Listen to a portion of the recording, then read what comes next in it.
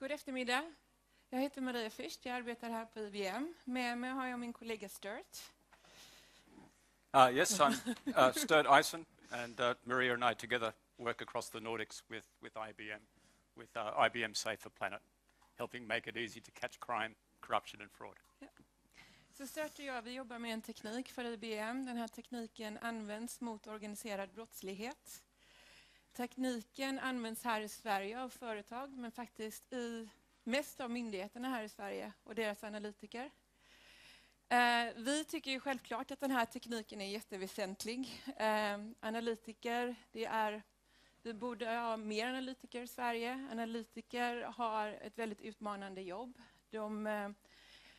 I dagens läge så måste de faktiskt analysera en stor mängd data och på väldigt, väldigt kort tid. Och det kan man alltså göra med det här verktyget som vi representerar. När analytiker når bra resultat så kan ju de också spara samhället och den organisationen som de jobbar för väldigt mycket pengar.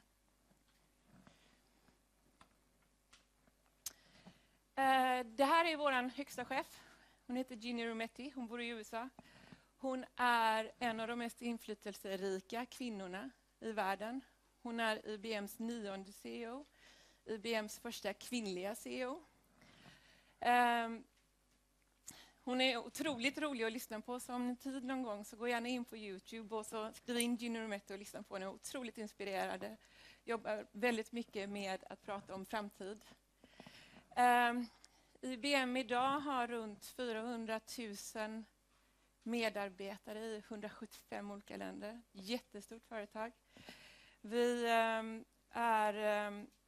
Många associerar väl säkert IBM fortfarande med skrivmaskiner och laptops och PC och så vidare. Men det här är ju ingenting som IBM säljer idag. Utan vi står ju för något helt annat. Så vad är IBM idag? IBM partnerar upp med väldigt mycket företag. Vi köper företag. Vi är ju väldigt stora, men för det är vi ändå väldigt, väldigt dynamiska. Vårt ledord har alltid varit innovation. Vi satsar oerhört mycket pengar på innovation. Vi har i 22 år i rad tror jag vi har haft flest patent av alla företag i hela världen. Vi har haft 3 Nobelpristagare, tror jag, faktiskt, totalt. Vi har 2 av de här Nobelpristagarna tror jag faktiskt jobbar för IBM. Vi tror att nästan att vi har faktiskt lösning för allt. Vi jobbar väldigt mycket med transformering. Vi hjälper med transformering. Vi satsar väldigt mycket här i Sverige. Har vi satsat mycket på att transformera vård och omsorg och utbildning. Och sen har vi ett initiativ som ligger oss här väldigt varmt om hjärtat. Och det är det som heter Safer Planet. Och det ska vi prata mer om här idag. Så vad är Safer Planet? Vad menar vi med Safer Planet? Och det är att IBM, vi hoppas, tror och jobbar för att vi faktiskt har verktyg som kan hjälpa, eller teknik faktiskt, som kan hjälpa att lösa globala problem, stora problem. Och verkligen göra vår planet säkrare och smartare. Ett av de här verktygen är ju det här verktyget som vi ska prata mer om idag, och det är verktyget mot organiserad brottslighet. Och det här är ju vad ska man säga, det är ett verktyg, alltså om man definierar organiserad brottslighet, så det ordet som vi lägger i där, det är ju korruption, oegentligheter, mutbrott, bidragsfusk och allt det här. Och det är någonting som vi kan lösa. Och det som vi hoppas på, det är ju att vi faktiskt kan göra Sverige safer, så Safer Sverige. Och med hjälp av att alla de här myndigheterna, många av de här myndigheterna använder faktiskt den här tekniken redan. Men att de använder det, vad ska man säga, djupare hos sig själva, men också att de använder det mer i sitt samarbete mellan sig själva eller med varandra för att kunna se en helhet. Och på så sätt faktiskt, ska man säga, utöka underrättelseförmågan, intelligensen här i Sverige. Och det är det vi jobbar för.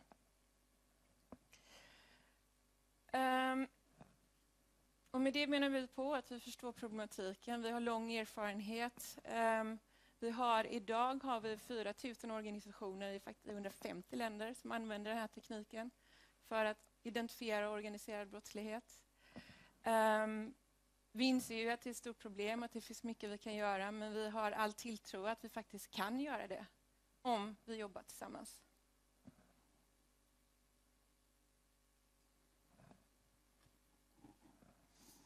Okay.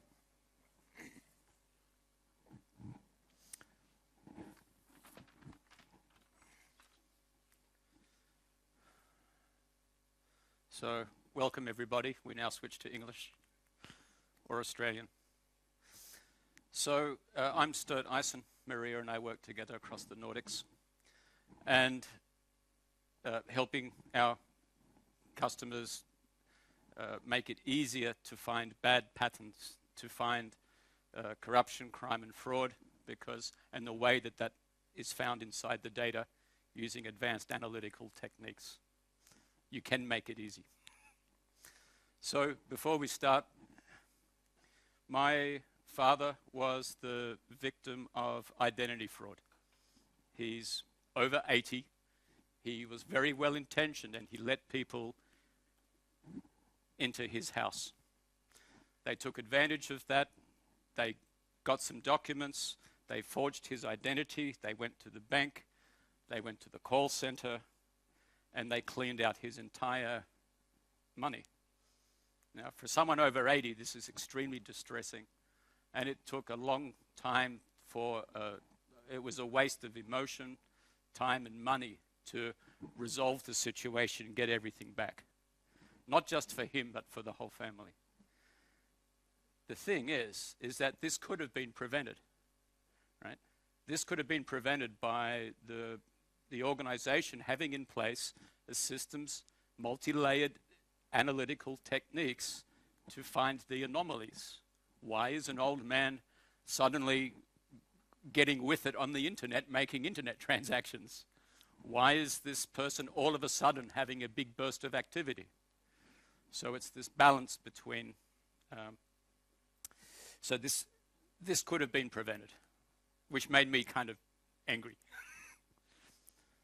And now I find myself working across the Nordics, helping customers try to do just that, put in place processes to help finding these kinds of threats easy. It's still a challenge, though, a hard challenge. And if it was easy, it would have already been done. But that was my experience and my father's experience. In Sweden, there is still the problem, even though we have customers using the technology and tools, it's still not yet as safe as Sweden. We still, for example, have ghost Swedish citizens. And these are forged identities. They're not identities where someone has come in the country and taken on someone's identity. These are identities that have been grown by organized crime, by groups of people working together in businesses and in other groups to create people, put them into the system, and to farm them. And where do they farm? They get the benefits from the state. These ghosts go and work for companies.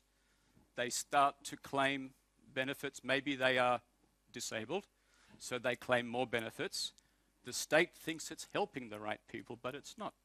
The money is going straight through. It's being diverted away from where it should go. So there's this incredible amount of waste that goes on with corruption and fraud in all its different forms. And what we're going to go through now is some of our findings that we've looked at from our successful Safer Planet engagements, so that you can adopt some technology in how you go through the processes to bring that into the organization and fight corruption, fraud, and crime. So, out of all of these successful engagements, there's a few things that we'd like to share with you today about how you do this. The first thing is you need to elevate the agenda. So what does this mean? This means you need to approach the problem from the top down. It's not enough to have small departmental initiatives because then you're just looking at small pieces of the problem. You need to have sponsorship from the top to drive the change, not just in the technology, but also in the organization and the processes that are needed to support it. And you also need the right legal frameworks and the political will to do those kinds of things that allow you to have the right partnerships and to get the right data. Secondly, you need to act with superior insight. Okay.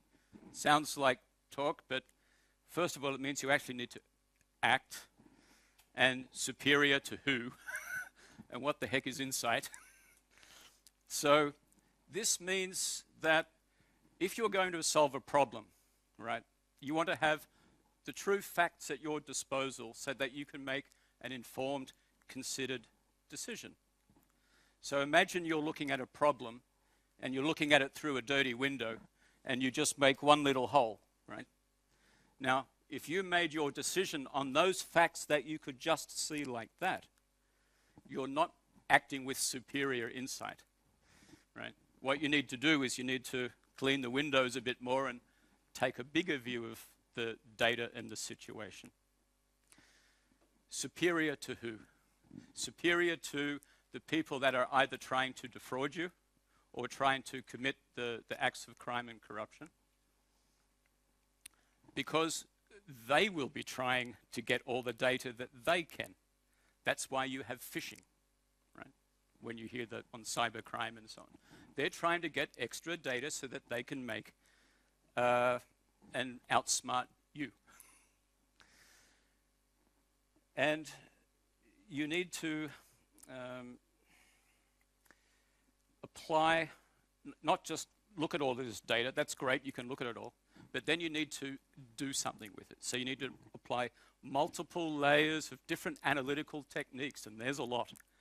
And it can be hard, but you need to industrialize this. And then you need to act once you've discovered something from this. And so you need to act with superior insight. This is key. Lastly, you need to adapt with agility. Adapt, adapt, adapt. If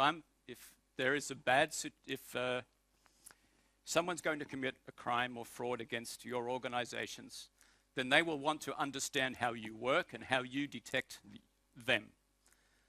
Now, if your processes don't change, they will say thank you. The more you adapt, the more you can change, and the faster you can change, the more expensive it is for them to keep doing this to you. The more expensive it is for them to try and divert the good money to themselves. So being able to adapt and then to do it quickly is crucial. And this is what the successful companies and organizations do. And it's not just the technology, of course. The technology needs to be there. You need to be able to have machine learning. This is why now you see all this talk about AI, machine learning, and so on, because the old ways were not fast enough. And but it also means you need to adapt and be agile and change fast in your organization. Your organization needs to be able to deal with change faster too. So these are the things that you have to do. And even though we've listed them, and it's still a challenge. And it's very difficult to do because it's a whole package, it's a whole package of thinking, not just of technology alone. So why should we fight corruption in the first place? Why? So, I mean, especially in Sweden. Sweden's one of the least corrupt places. So globally, it's a big number. People argue about what it is, whether it's 5% of global GDP, 10% of that increases the cost. There's all these number arguments, but we all know it's huge. We all know there's bribery and that's bad. But let's look at the real impact that it actually has on the society. And let's throw up Maslow's hierarchy of needs. Corruption and crime and fraud cuts right through to the safety aspect. And it really cuts away at a society. There are big changes happening, and you want to be able to put the money to support citizens, to support businesses, and yet that money is being diverted away, and as we've seen, it's being hidden away in the past very successfully. So it's a matter of trust. The citizens want to be able to trust that good money that they are paying is going to the right people, and that if there are bad people trying to divert it, that they are found. So it's really a societal issue to address this, not just a money issue. So the Panama Papers has been in the news, and this has been a very significant release of huge amounts of information, the largest release of information that's been done to date.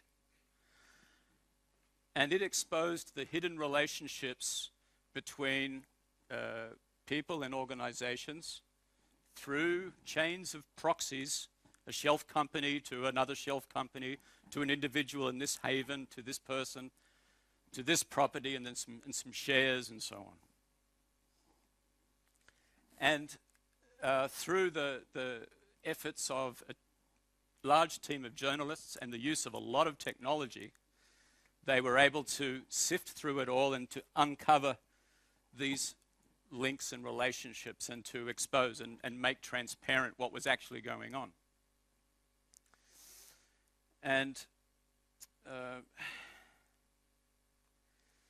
this was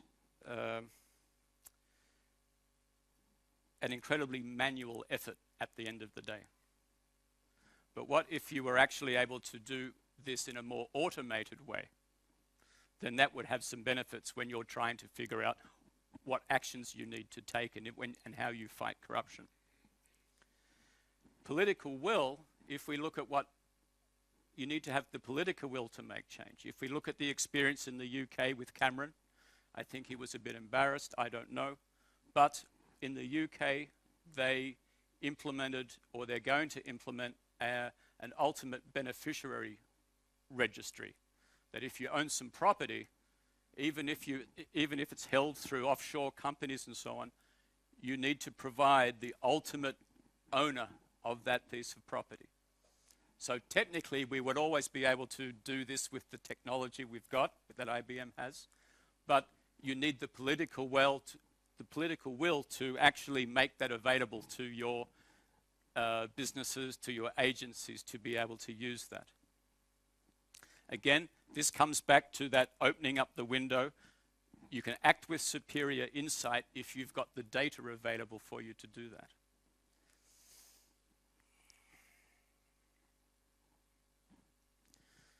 So you're trying to do your jobs and you're trying to put money in the right places and help people, and you've got to deliver these results with certain constraints on your time and resources. And you know that that money is being diverted. You know that for every person or organization you give money to, there's a certain percentage who don't deserve it. And I'm really looking at businesses in general. But the thing that makes you mad is that you don't have the resources to be able to go and check all of these things. You don't have the manpower to be able to reach out and gather the information you need to make a good decision about what you're doing. And so you need the technology that allows you to magnify, to boost the efforts of your organization, to not just have the appropriate access to that data, but also the ability to do the advanced analytical techniques on it so that you can actually get the right insight. And why should we use the advanced analytic techniques? Because it's trying to be hidden. We're not trying to find something that's jumping out and saying, hi. We're trying to find patterns in the data that people are deliberately trying to hide from you. Otherwise, why else would you have a Panama paper chain of proxy, this, right? And the technology can help you ask questions and deal with this faster. Acting with insight, again, means using the technology to, once you've increased the amount of data you can look at, how in the heck do I actually make sense of that? policeman told me when I was first starting in all of this. He said, a lot of you people come and you showcase your quick answers. Well, guess what? We've actually got many more questions than we could ever answer. What we need and what we use your tools for actually is to help answer as many questions as we can. And even once we're done doing that, we've still got more questions, but at least we've got better knowledge of what's happening. So they use our visualization and our link analytic techniques to understand the complexities of the data. Now, the last thing that you've got here is you're always going to have silos in organizations. Silos within them, silos between them, but you still need to communicate these complex relationships. So you should use the tools that you've got to be able to do that.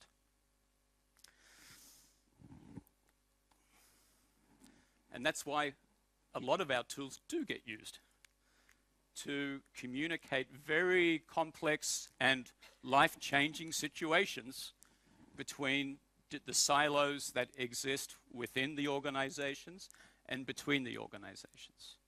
So more than half of the organizations that you can see here use our tools for this particular reason.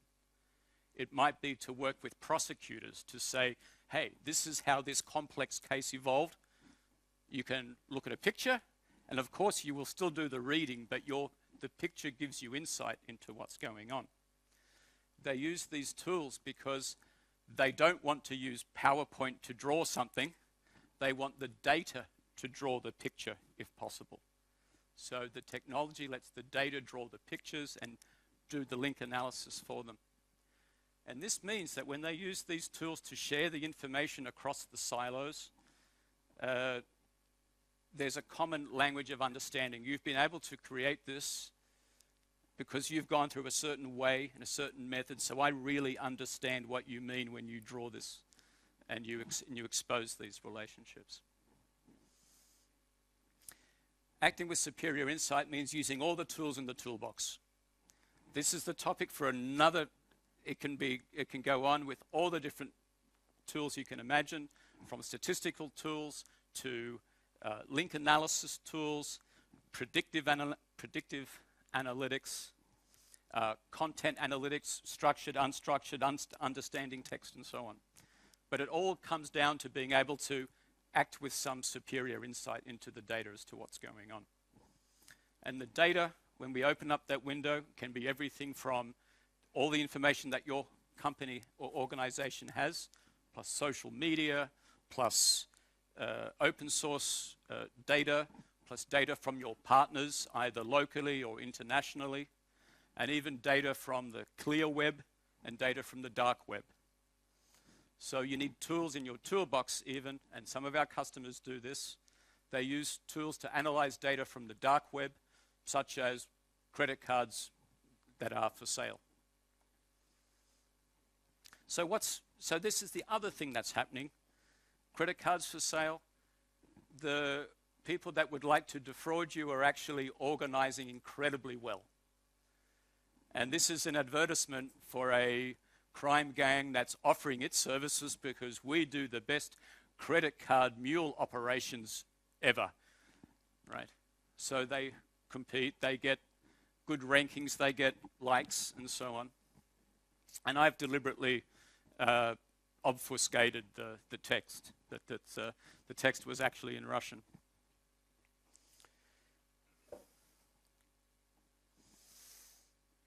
So, and with organized crime and people doing it like this, if you've got a single person working to commit a fraud, let's just say that that's one unit of fraud. Once you've got a group of 4 or more people, it then becomes 10 times that.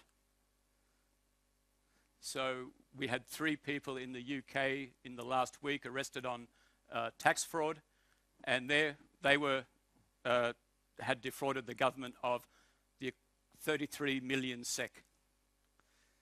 Right? So the more organized, the more gets taken away.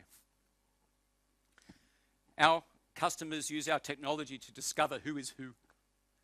You might have people that look they're the same, that look like they're different, sorry. These might all be different, just like those ghost Swedish citizens, but using technology and widening the observation space, you can use our tools to alert you to who is who. Very, very, very powerful. And in addition to the who is who, we can figure out who knows who with social media analysis. We can figure out who has done what. And all of these go into acting with superior insight. So, okay, a house and a cat. Link analysis is one of the tools that we use, and you've been doing this already. What we did, and we've been doing it for more than 25 years with law enforcement, is taking the detective screen that you see in the detective movies and digitizing this in many different ways. You'll see a link between a person and an event at a certain time, at a certain place. We're able to visualize that and apply analytical techniques to help. But very simply, you've been doing it before as well. And this is really shows that we help at all, use the technology at all levels, not just algorithms, but also with people, left brain, right brain, visual, and so on. Spreadsheets, pictures, you use all the tools that you've got to help your organization deal with fraud. This is an example of it being used by one of the agencies. You have a complex web of relationships and so on. These could be between people, these could be between bank accounts, they could be between phones. And our tools are used and the technology is used to be able to understand what is going on behind here. Because you're looking at it, even if you try to expand the observation space, you're still only looking at it just through the tracks in the data. The people using the technology use all the means possible to uncover the patterns in the data and to surface them up. And this is also incredibly important for communication, to be able to, I've found this is what it looks like. We need to do something. Or everything's okay, the computer said, investigate this. We looked at the facts are okay. Please pay. So we've got all different ways to analyze the relationships and look at that and to help ask and give answers to those questions very quickly, very fast. Maps, timelines, all sorts of things. This is where the CSI part comes into things. So why are we using all of these analytical techniques? Why are we doing all this? We're doing it so that when you actually go to apply and give the resources that have been very hard to come by, and you need to give those to help people and businesses in society, you want to make sure you're helping the right people as much as possible.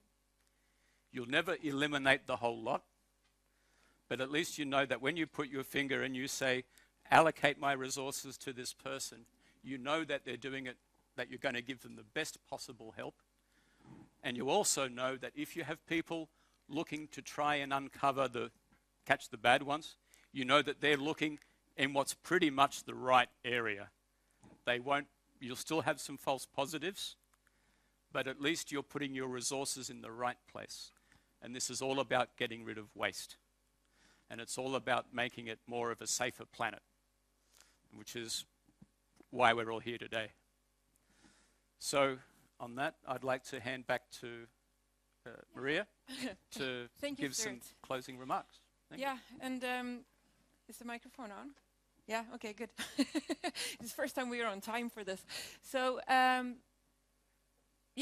I hope you have been getting a picture on some of the tools that IBM has for treating with intelligence and advanced analysis. And if you want to hear more, Stuart and I were here the whole afternoon, so if you have any questions or if you want to get a demonstration of the actual tool, we can do that. And we open up for questions now, if you have any at this very moment.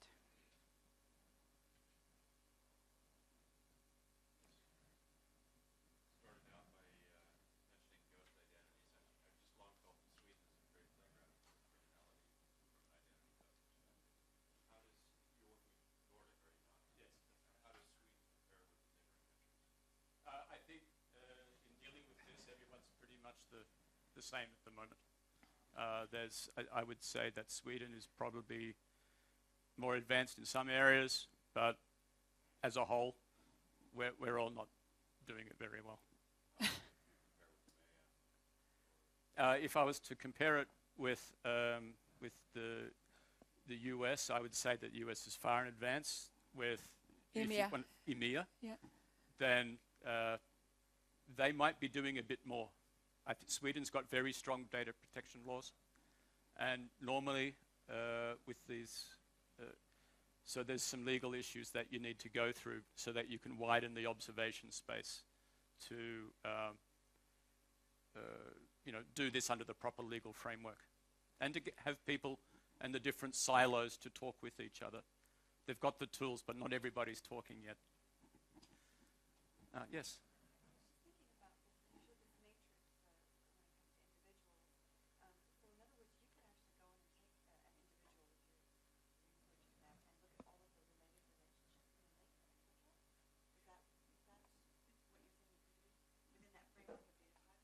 Yes, within that framework of data privacy, if you have a situation where you've got the links to that particular individual, and then the links that next part of the shell or the chain has to the next layer or level of individuals and so on, yes, we provide ways to visualize that if you have access to the data. So yes, and that's exactly how it's used. If you can imagine an event, that big event that's been happening around the world, this tool has most likely been used to probably dissect it afterwards and uncover what happened. And it's also used to look at situations that are forming to actually stop situations happening in the future. But I don't know I'm not privy to those. Yes. So the predictive analysis has been done for a long time. The insurance companies are very good at predictive analytics, okay, for example. It's just a matter of applying it to this particular type of data. And it's very, very, very effective in being able to just, even if I put the suspect situations, I'll just call them suspect situations. If I could just move those up to the first third of the box, and I take, and the people that are going to look at the suspect things, they take them from that first third, they're already you're getting great performance gains and success instead of just having the whole box. Okay. And it's used for predictive policing and a whole lot of other things, and statistical analysis and so on. Good question. Yes?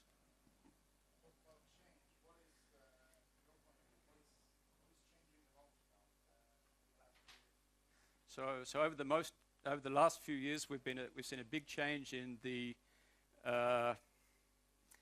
number of channels that are available to commit fraud. It used to be you could just go to a bank, and that was the only way, I would give this, and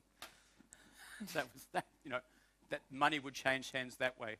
Now you can do it by Swish. I can do it by this method. I can do it by PayPal. I can do it all sorts of different ways. So multiple channels. I'd also say another big change has been the amount of data that's coming in and you're being asked to look at, typically with the same amount of manpower. And we have to do it much quicker today also. It is a complete different speed than it was 5 years ago. Yeah. So people expect more immediacy. Citizens expect to be able to go online and get their repayment. A business expects to get its VAT reimbursement. This means that you've got to do the analytics. Maybe you do some predictive stuff in advance. Maybe you do some of that link analysis in advance. So when it times to come, when a company asks for some VAT refund, you can quickly look at their score if you have the data and make a judgment. Yes, we'll pay you we'll pay you straight through, or how about we ask another question? Okay, because sometimes that's all it takes. You just need to ask sometimes one more question. Okay, but seriously, we will take one more question. Any more questions? Yeah, lots of things are changing. Data, payment channels, citizens' demands. These are the things that are changing.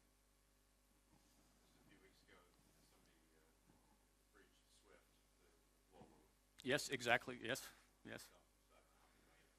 Yeah.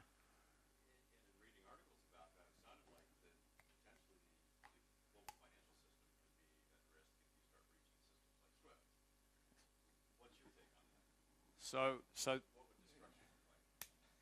well, remember I said it comes from the top down in political will, and it's not just technology alone. Okay, so some people will say I don't have a problem, but that particular example of the compromising of the SWIFT system, that was only picked up because there was a person who said, hey, there's a spelling mistake. Okay, that was a spelling mistake that led to that being picked up.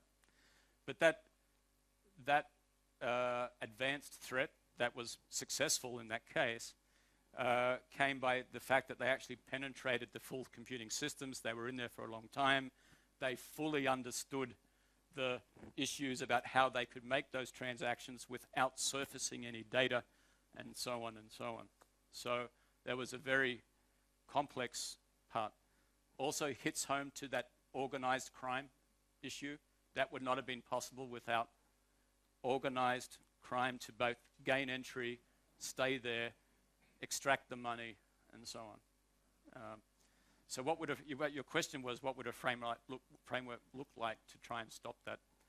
Again, we've gone through it. You've got to apply multiple and multi-level layers of analytical techniques to figure out the patterns.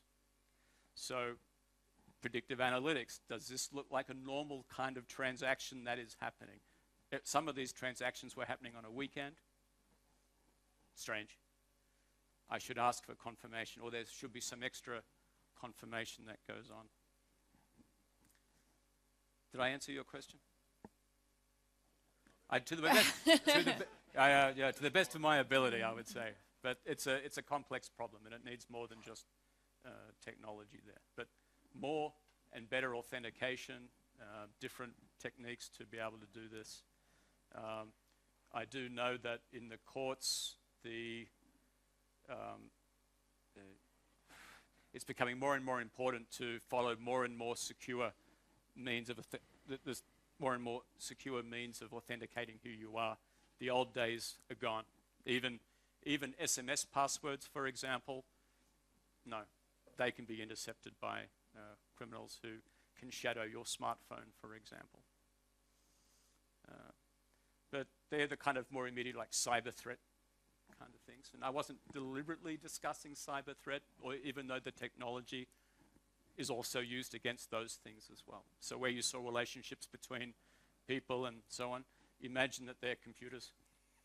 And it's the same thing. People use our tools and our technology to go into that level as well and figure out what the heck is going on. Where's the bad actor? How are they doing it?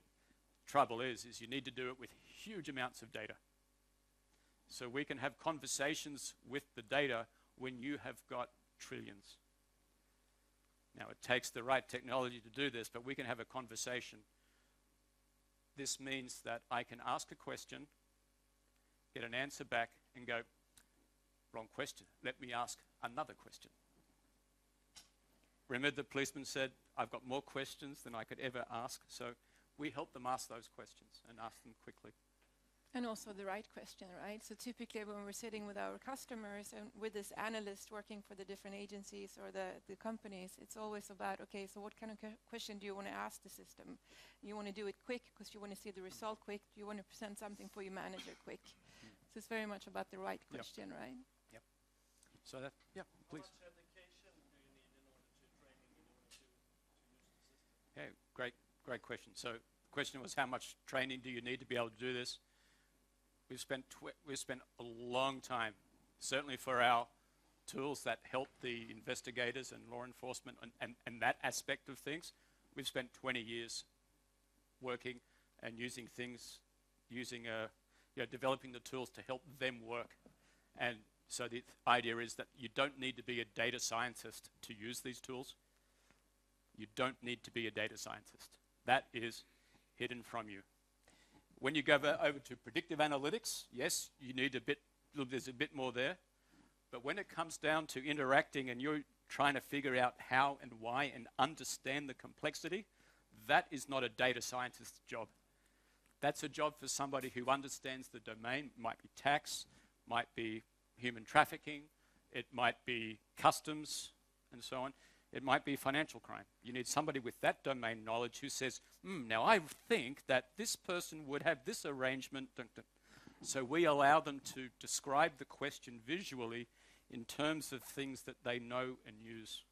So the level of training is not as high as what you would think. Yeah, I think a lot of the analysts here in Sweden using the tool, and we do have some organizations who's been using this tool since the late 90s, so they have a lot of experience, right? They have been learning how to do it by pretty much playing around. Oh. Yeah, it's just playing around. It's like with Excel, right? You play around and find out how to do it. One of our customers now says that for some of our tools, that they put that at the same level as using Excel. Right now, if you had to go and learn Excel straight away, you'd go, what the heck? But you just start off pretty simple and do this. And it's the same with some of our other tools. You do the same. So now their ethos is that you are not approaching the problem with all your possible tools unless you use Excel plus some of our tools to make those link diagrams, to visualize the data in the proper way, combine both the analytical side and the more visual side, and ask questions. So the level of training, at some point it could be like Excel.